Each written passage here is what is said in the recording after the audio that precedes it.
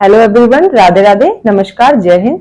चलिए आज की क्लास में हम लोग अपना अगला टॉपिक स्टार्ट करते हैं। तो आज का जो हमारा टॉपिक रहेगा वो रहेगा हमारा टॉपिक मौर्यकालीन मूर्तिकला। तो मौर्यकालीन मूर्तिकला में आप लोग देखेंगे यहाँ पे पत्थर या पाषाण की मूर्तियों के बारे में। तो पत्थर या पाषाण की मूर्तियों में देखेंगे यक्ष और यक्षिणी की मूर्ति। तो ये जो यक्ष की जो मूर्ति है ये मथुरा के निकट परखम एक स्थान है, वहां से मिली है। साथ ही पटना से भी यक्ष की मूर्ति मिली है। अब हम आगे बात करते हैं यक्षिणी की मूर्ति की। तो जो यक्षिणी की जो मूर्ति है ये पटना के दीदारगंज से मिली है और मध्य प्रदेश के विदिशा के नगर वेश नगर से भी ये मूर्ति मिली है। और जो पटना के जो दीदारगंज से जो यक्षिणी की मूर्ति जो मिली है वो बहुत ही सुंदर मूर्ति मिली है। इसकी अगर आप विशेषता देखेंगे, जो यक्षिणी की जो मूर्ति की जो विशेषता है, इसकी विशेषता यह है कि पटना के दीदारगंज से मिली ये जो यक्षिणी की जो मूर्ति है ये चामरधानी है। कैसी है?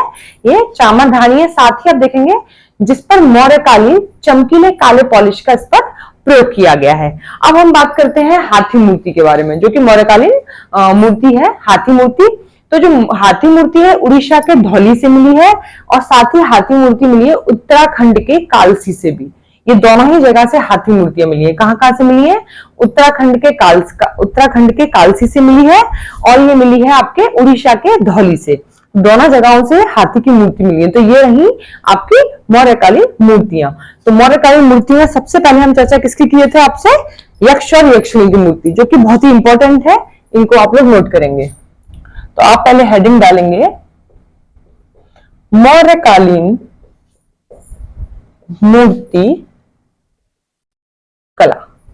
ठीक है, मौर्यकालीन मूर्ति कला, जिसमें आप लोग देखेंगे पत्थर या इसको हम बोलते हैं पाषाण की मूर्ति। तो देखिए मौर्यकालीन मूर्तियों में पत्थर या पाषाण की जो मूर्ति मिली थी वो मिली थी यक्ष और यक्षिणी की। किसकी मिली थी?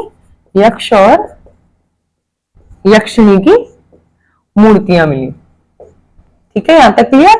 अब हम बात करेंगे यहाँ पे यक्ष की मूर्ति के बारे में। तो देखिए यक्ष की मूर्ति, यक्ष की मूर्ति तो हमने आपको बताया था कहां से मिली थी। मथुरा के निकट एक स्थान है परखम, जहां से ये मूर्ति मिली। ठीक है, यहीं पर आप देखेंगे पटना से भी किसकी मूर्ति मिली? यक्ष की मूर्ति मिली। तो ये एग्जाम में पूछ लिया गया यहाँ पे कि यक्ष की मूर्ति मथुरा के किस स्थान से मिली है। तो मथुरा के निकट है परखम, जहां से ये यक्ष की मूर्ति मिली है। साथ ही पटना से भी यक्ष की मूर्ति मिली है। अब आप लोग नोट करेंगे यक्षिणी की मूर्ति, यक्षिणी की मूर्ति। अब आप देखिए यक्षिणी की मूर्ति, जो यक्षिणी की मूर्ति है ये पटना के निकट दीदारगंज से ये मूर्ति मिली है। कहां से मिली है? पटना के निकट दीदारगंज से, पटना के दीदारगंज से। ठीक है, और ये मूर्ति कहां से मिली है? पटना के दीदारगंज से मिली है। साथ ही मध्य प्रदेश के विदिशा के वेशनगर से। ठीक है, यक्षिणी की मूर्ति पटना के दीदारगंज से मिली है। साथ ही मध्य प्रदेश के विदिशा के वेशनगर से भी ये मूर्ति मिली है, यक्षिणी की मूर्ति। लेकिन हम बात करें बहुत जो सुंदर मूर्ति मिली है वो पटना के दीदारगंज से मिली है, जो कि सुंदर मूर्ति मिली है, सुंदर मूर्ति मिली है। तो आप लोग इसे नोट करेंगे। आगे इसकी विशेषता देखेंगे आप लोग, विशेषता देखेंगे आप इसमें। यहां पे आप लोग यक्षिणी की मूर्ति की विशेषता लिखेंगे। विशेषता में नोट करेंगे आपके पटना की जो दीदारगंज से जो यक्षिणी की जो मूर्ति मिली है, पटना के दीदारगंज से जो यक्षिणी की मूर्ति मिली है वो कैसी मूर्ति है? वो है चामरधानी मूर्ति। तो आप लिखेंगे पटना के दीदारगंज से मिली मूर्ति चामर धारणी है, जिस पर मौर्यकालीन काले पॉलिश का प्रयोग किया गया है। ठीक है, जो पटना के जो दीदारगंज से जो मूर्ति मिली है वो एक कैसी मूर्ति है? चामरधानी मूर्ति है। तो यहां से एग्जाम में क्वेश्चन बन जाता है कि पटना के दीदारगंज से जो मूर्ति मिली है वो कैसी मूर्ति है, तो आप लोग बताएंगे वो चामरधानी मूर्ति है। साथ ही आप लोग देखेंगे जिस पर मौर्यकालीन काले पॉलिश का जिस पर प्रयोग किया गया है। अब लोग आप लोग आगे नोट करेंगे हाथी मूर्ति के बारे में। तो हमने आपको बताया हाथी जो मूर्ति मिली है जो कि मौर्यकालीन मूर्ति है हाथी, जो कि कहां से मिली है? उड़ीसा के धौली से मिली है। साथ ही आप देखेंगे उत्तराखंड के कालसी से ये मूर्ति मिली है। कौन सी? हाथी मूर्ति। तो इनको भी आप नोट करेंगे, यहीं पे हेडिंग डालिए हाथी मूर्ति। हाथी मूर्ति तो ये कहां कहां से मिली है? उड़ीसा के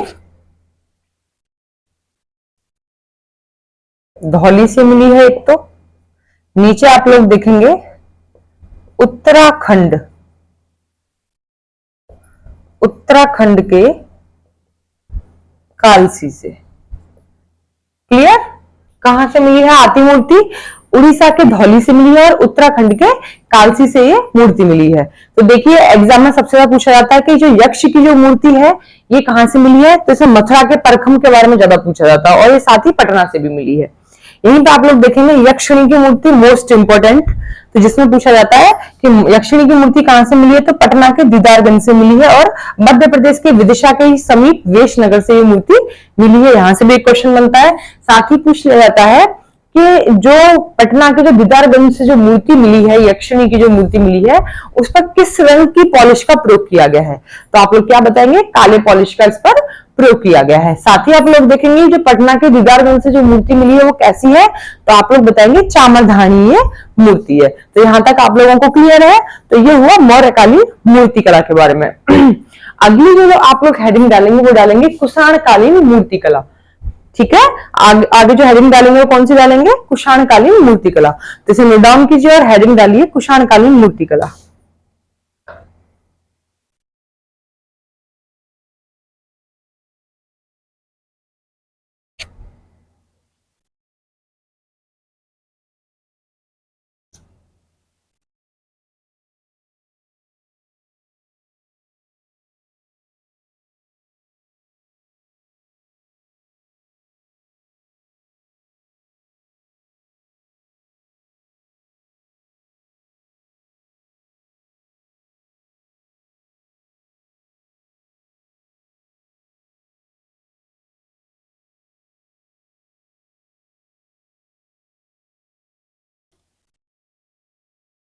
चलिए, तो हेडिंग डालिए आप लोग कुषाणकालीन मूर्तिकला।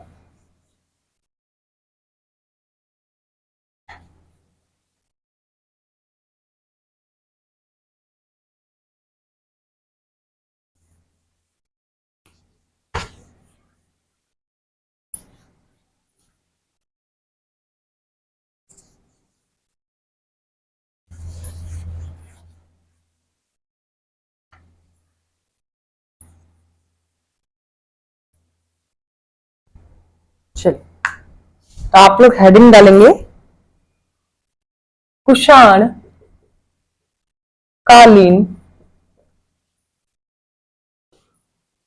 मूर्ति कला। देखिए बात करते हैं कुषाणकालीन मूर्ति कला के बारे में।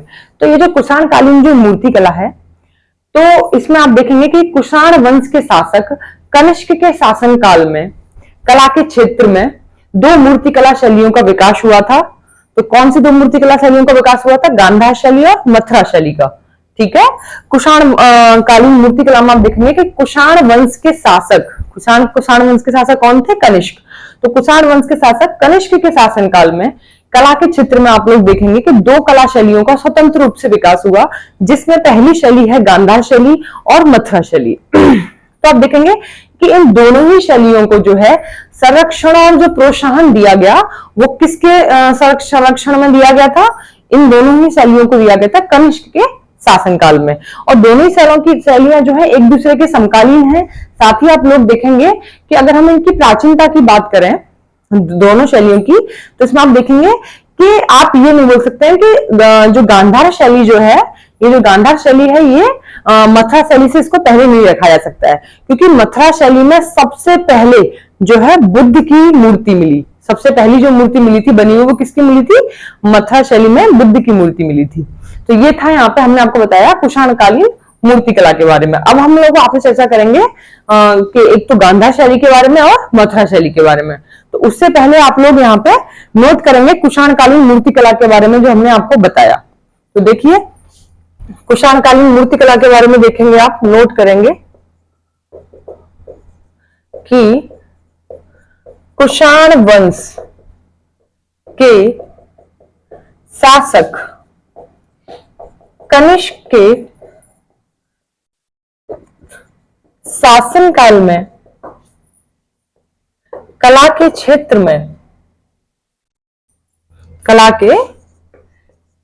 में दो कला शैलियों का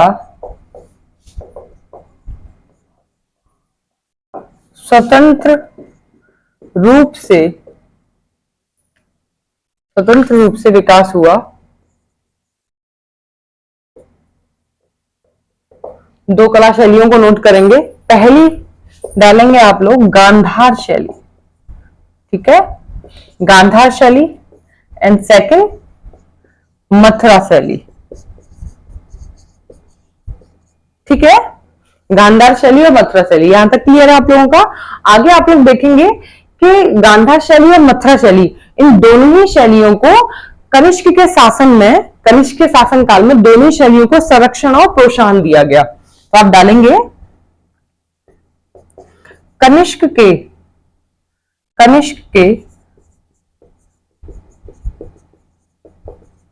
शासन काल में इन दोनों ही शैलियों को संरक्षण और प्रोत्साहन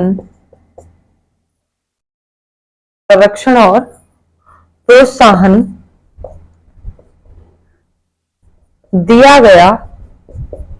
साथ ही ये दोनों ही शैलियां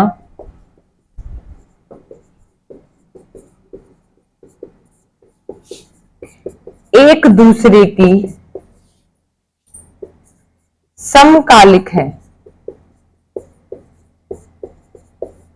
ठीक है, एक दूसरे के दोनों ही समकालिक हैं। इन शैलियों की प्राचीनता की बात की जाए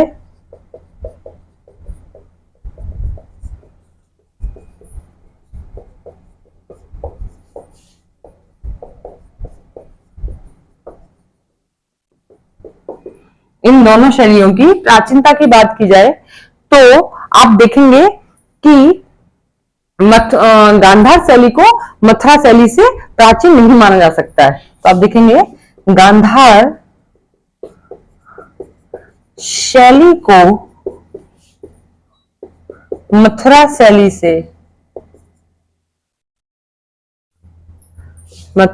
से पहले नहीं रखा जा सकता है, क्योंकि बुद्ध की सबसे पहली मूर्ति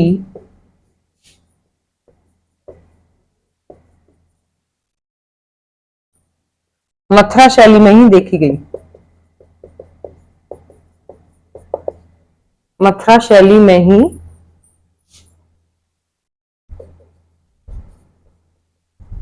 देखी गई, ठीक है। तो यहां तक हमने आपको बताया दोनों शैलियों के बारे में। अभी आप लोग हेडिंग डालेंगे गांधार शैली, तो हम लोग डिस्कस करेंगे गांधार शैली के बारे में। तो आप लोग इसे नोट डाउन कीजिए और हेडिंग डाल के रखिए गांधार शैली।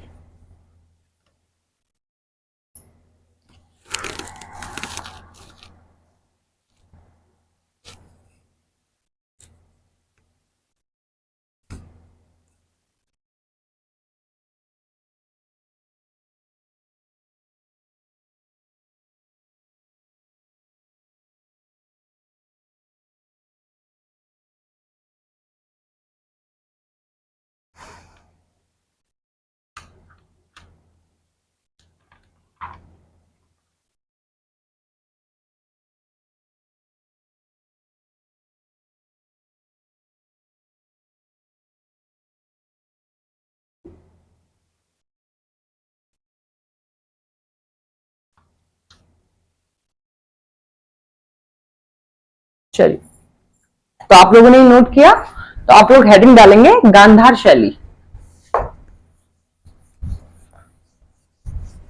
देखिए, गांधार शैली का जो हम अगर केंद्र की हम बात करें तो गांधार शैली का केंद्र है पाकिस्तान के पेशावर जिले के रावलपिंडी क्षेत्र में। इसका केंद्र है किसका? गांधार शैली का। अब यहीं पे आप देखेंगे कि जो गांधार जो शैली है उसके अगर हम संरक्षक की बात करें तो हमने आपको बताया था कौन है इसके संरक्षक है कनिष्क। गांधार शैली के संरक्षक कौन है? कनिष्क है, और उसमें बौद्ध धर्म की चर्चा की गई है। साथ ही आप लोग इसमें देखेंगे इसका अगर समय है, समय की बात की जाए तो प्रथम सदी ईस्वी इसका टाइम पीरियड माना गया है। गांधार शैली का टाइम पीरियड कितना माना गया? प्रथम सदी ईस्वी।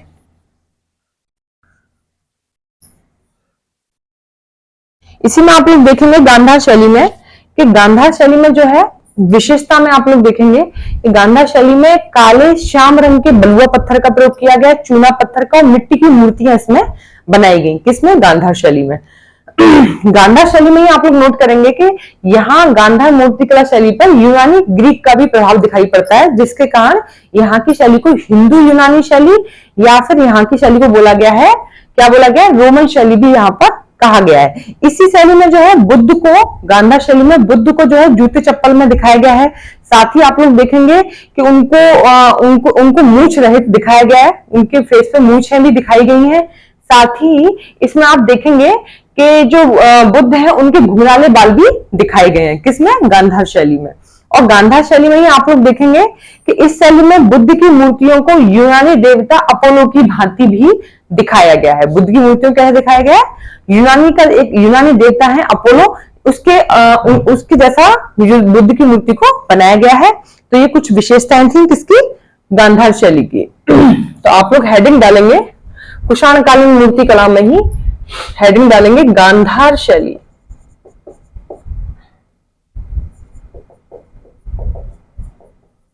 ठीक है, अब हम बात करते हैं इसके केंद्र की।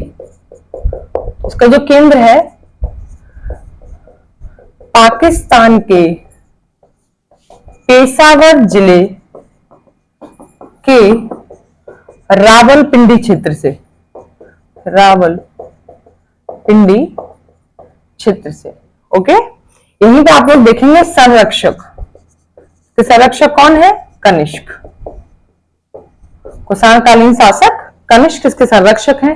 धर्म की बात करें गांधार शैली में तो बौद्ध धर्म का इसमें चर्चा किया गया है। साथ ही इसका आप देखेंगे टाइम पीरियड, समय प्रथम सदी ईस्वी। ठीक है, यहां तक क्लियर है आपका? प्रथम सदी ईस्वी इसका समय है गांधार शैली का। अब आप लोग नोट करेंगे इसकी विशेषताएं। तो हमने आपको बताया कि गांधार शैली में जो है काले मतलब कि श्याम रंग के बलुआ पत्थर का, चूना पत्थर का और मिट्टी की मूर्तियों का इसमें प्रयोग किया गया। तो पहली विशेषता आप लोग देखेंगे गांधार शैली में काले, या ब्रैकेट में डालेंगे श्याम, काले श्याम रंग के बलुआ पत्थर एवं चूना पत्थर तथा मिट्टी की मूर्तियों का प्रयोग किया गया।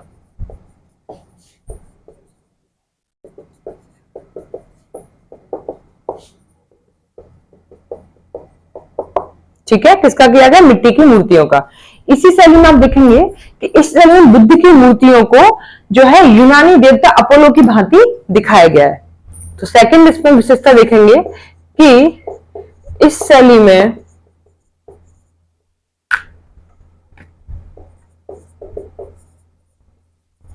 बुद्ध की मूर्ति को यूनानी देवता अपोलो की भांति दिखाया गया है। इसी में आगे विशेषता देखेंगे कि गांधार शैली में बुद्ध को जूते चप्पल पहने हुए दिखाया गया है। इस शैली में बुद्ध को जूते चप्पल पहने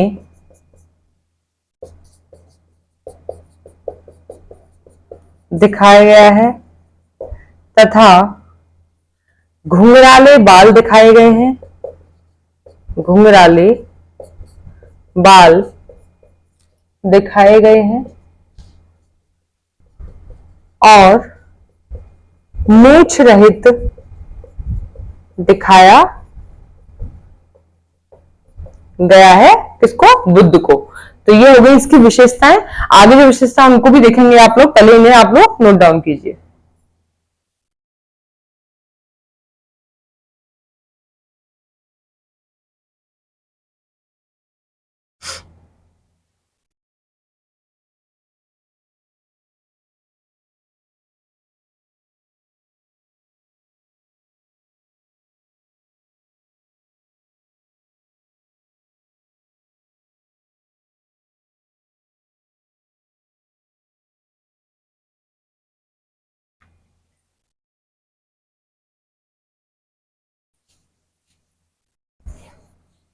इसी में देखेंगे आप कि गांधार शैली पर जो है यूनानी ग्रीक शैली का प्रभाव है, इसीलिए इस शैली को हिंदू यूनानी शैली या रोमन शैली भी कहा गया है।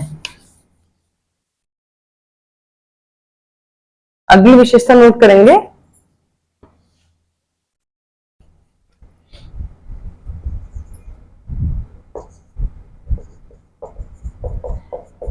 इस शैली पर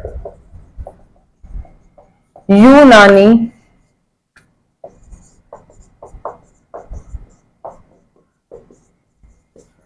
ग्रीक शैली का प्रभाव है। किसका है? इस शैली पर यूनानी ग्रीक शैली का प्रभाव है, इसीलिए इस शैली को हिंदू यूनानी शैली या रोमन शैली भी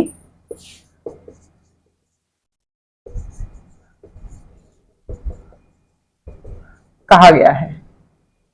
क्या कहा गया है? इसको शैली को यूनानी शैली या रोमन शैली भी कहा गया है, क्योंकि इस शैली पर यूनानी ग्रीक शैली का प्रभाव है।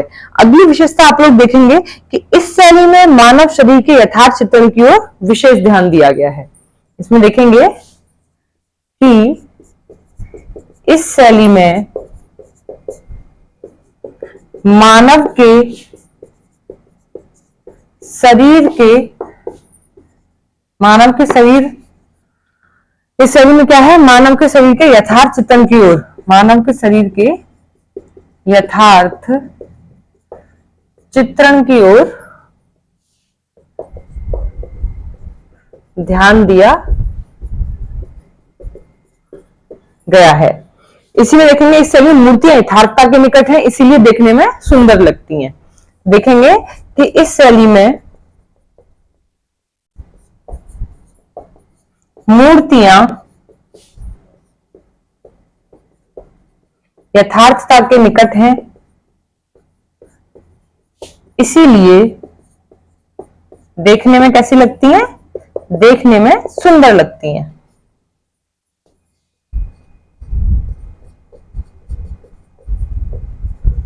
ठीक है, तो ये था गांधार शैली के बारे में। तो ये सारी विशेषताएं गांधार शैली की।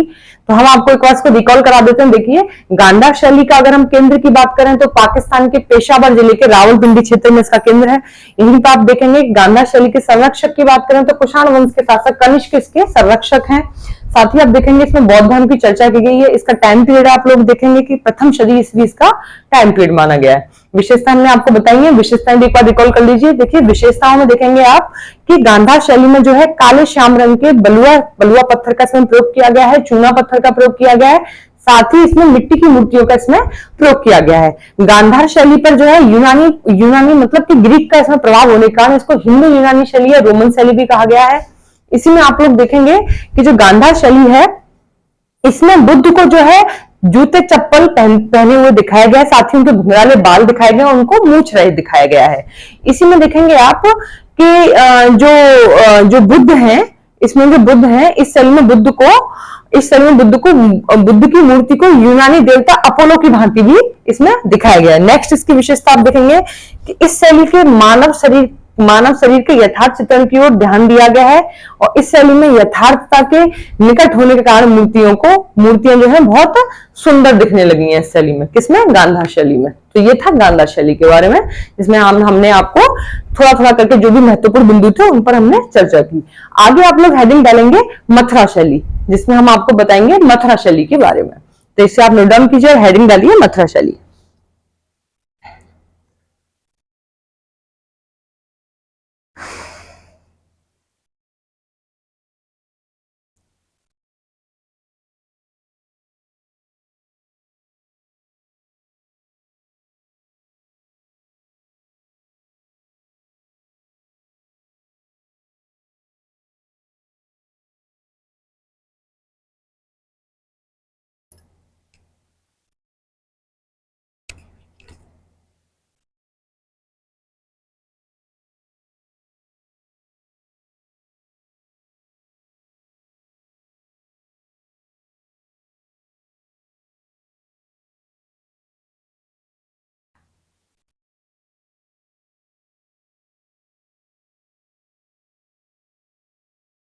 चलिए, तो हेडिंग डालिए मथुरा शैली। तो देखिए मथुरा शैली के बारे में हम देखेंगे, मथुरा शैली के संरक्षक। तो इसके भी जो संरक्षक हैं मथुरा शैली के कौन है? कुषाण वंश के शासक कनिष्क जो है मथुरा शैली के संरक्षक है। बात करें धर्म की तो बौद्ध धर्म है। टाइम पीरियड आप देखेंगे प्रथम सदी इसका भी टाइम पीरियड माना गया है। साथ ही आप देखेंगे मथुरा शैली जो है ये उत्तर प्रदेश के मथुरा जिले में इसको मथुरा शैली को माना गया, वहीं पर ये शैली पनपी। आगे आप लोग देखेंगे कि मथुरा शैली की विशेषताएं क्या है। मथुरा शैली जो है पूर्णतः एक भारतीय शैली है। इसमें आप देखेंगे सबसे पहले मथुरा शैली में ही बुद्ध की मूर्ति बनी। साथ ही आप देखेंगे इसमें सिर्फ बुद्ध की मूर्ति नहीं है, जैन धर्म से संबंध, बौद्ध धर्म से साथ साथ जैन धर्म से संबंधित मूर्तियां भी बनी। साथ ही हिंदू देवी देवताओं की इसमें मूर्तियां भी बनाई गई। इसी में आप देखेंगे कि मथुरा शैली में लाल बलुआ पत्थर का प्रयोग किया गया, साथ ही चित्तदार पत्थर का भी इसमें प्रयोग किया गया। इसी शैली में आप देखेंगे कि इस शैली में बुद्ध को जो है गमछा लंगोटी पहने हुए दिखाया गया है। साथ ही उनको खड़ाऊ और नग्न पैर उनके दिखाए गए हैं। उनके पैरों में खड़ा हुआ लेकिन नग्न पैर जो है उनके दिखाए गए। उनके सिर पर बाल नहीं दिखाए गए इसमें मथुरा शैली में। मथुरा शैली में आप लोग देखेंगे कि मथुरा शैली जो है आदर्शवादी कला थी। यह बुद्ध की मूर्तियों के मुखमंडल पर तेज एवं आध्यात्मिकता सुख दिखाने का इसमें प्रयास किया गया है। किसमें किया गया है? मथुरा शैली में। तो आप लोग इसको नोट करेंगे, हेडिंग डालेंगे मथुरा शैली। ठीक है।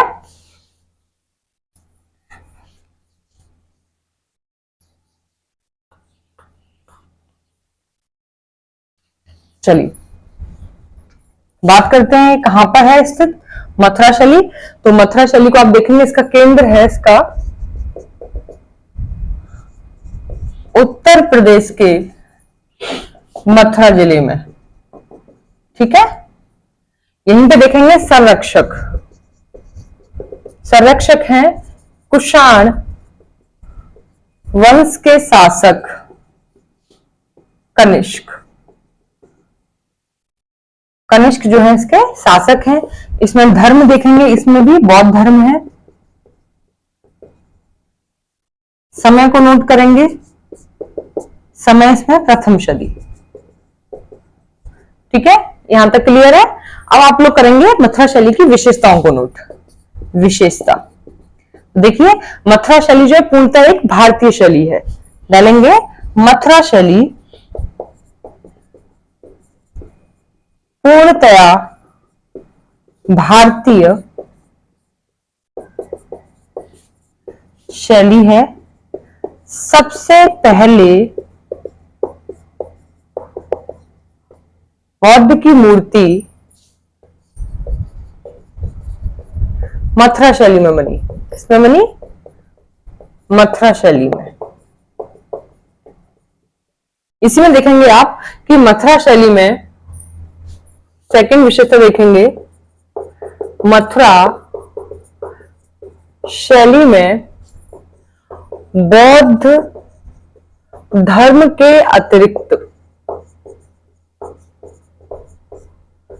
जैन धर्म तथा हिंदू देवी देवताओं की भी मूर्तियां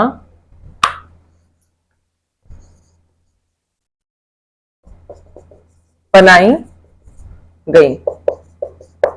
इसी में अगली विशेषता देखेंगे कि मथुरा शैली में लाल बलुआ पत्थर तथा चित्तेदार पत्थर का प्रयोग किया गया। मथुरा शैली में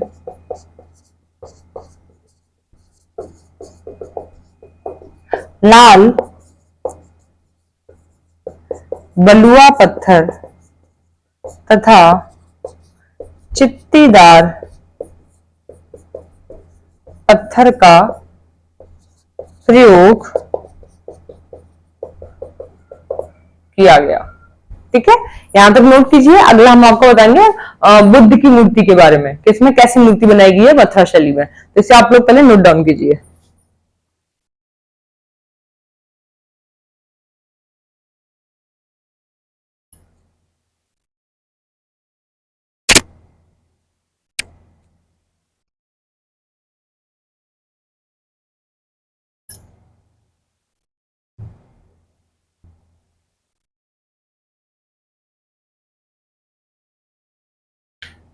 चलिए, अगली विशेषता आप लोग देखेंगे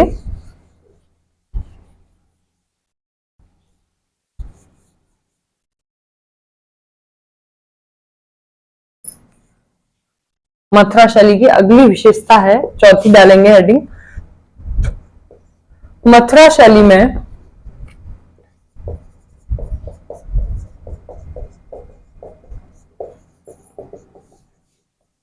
बुद्ध की मूर्तियों को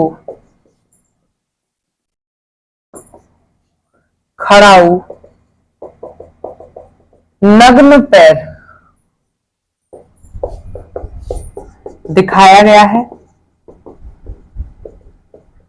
ठीक है, यहीं पे आप लोग देखेंगे कि मथुरा शैली में बुद्ध को जो है लंगोटी गमछा पहने हुए दिखाया गया है। इस शैली में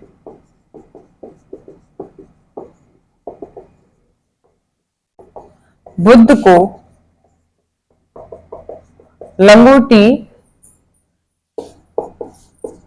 गमछा पहने हुए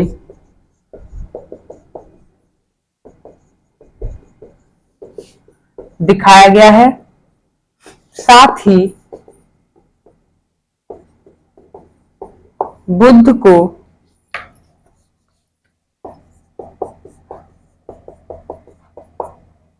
बिना बाल के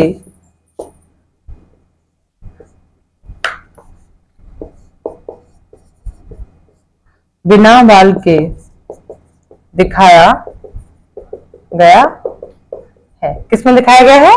मथुरा शैली में। मथुरा शैली में अगली आप लोग विशेषता इसमें देखेंगे कि मथुरा शैली आदर्शवादी कला थी। कैसी शैली थी मथुरा शैली? मथुरा शैली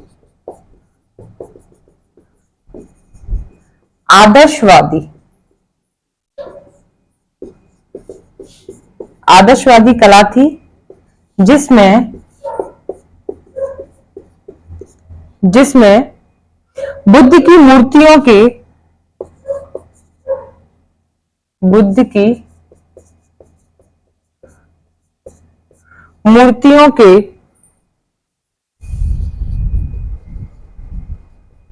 मुखमंडल पर तेज एवं आध्यात्मिकता दिखाने का प्रयास किया गया है। तो ये हो गई कौन सी शैली? मथुरा शैली। तो ये हमने आपको बताया शैली के बारे में, गांधार शैली के बारे में बताया, मथुरा शैली के बारे में। तो एक बार रिकॉल करते हैं मथुरा शैली को।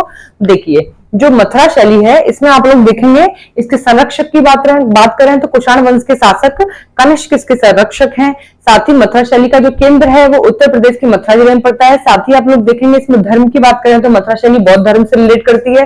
साथ ही आप देखेंगे इसका टाइम पीरियड प्रथम सदी इसका टाइम पीरियड माना गया है। अब आप देखेंगे इसकी विशेषता, इसकी क्वालिटीज। देखिए जो मथुरा शैली है, मथुरा शैली पूर्णतः एक भारतीय शैली है और जो ये शैली है इस शैली में बुद्ध की पहली मूर्ति मथुरा शैली में ही बनी हुई थी। इसी में आप देखेंगे इसमें लाल बलुआ पत्थर तथा चित्तदार पत्थर का इसमें प्रयोग किया गया है। मथुरा शैली में ही आप लोग देखेंगे कि इस शैली में जो है मथुरा शैली में बौद्ध धर्म के अतिरिक्त जैन धर्म का साथ ही हिंदू देवी देवताओं का भी इसमें मूर्तियां बनाई गई हैं। इसी में आप देखेंगे कि इस शैली में जो है बुद्ध को जो है नग्न पैर दिखाया गया है। इसी में आप लोग देखेंगे उनको लंगोटी गमछा पहने हुए दिखाया गया है तथा उनके सर पर इसमें बाल नहीं दिखाए गए। और ये जो शैली है आदर्शवादी शैली है जिसमें बुद्ध के थ्रू इसमें आध्यात्मिकता उनके मुखमंडल पर तेज को दिखाने का प्रयास किया गया है। तो ये कुछ महत्वपूर्ण बिंदु थे जो कि गांधार शैली को रिलेट करते हैं। तो हमने आपको यहाँ पे जो भी इस शैली से जो भी महत्वपूर्ण बिंदु है उन सब पर हमने आपसे चर्चा की। कोई भी क्वेरी है कमेंट सेक्शन में डायरेक्ट हमसे पूछ सकते हैं। आज के लिए नमस्कार, राधे राधे, कल फिर मिलते हैं। जय हिंद।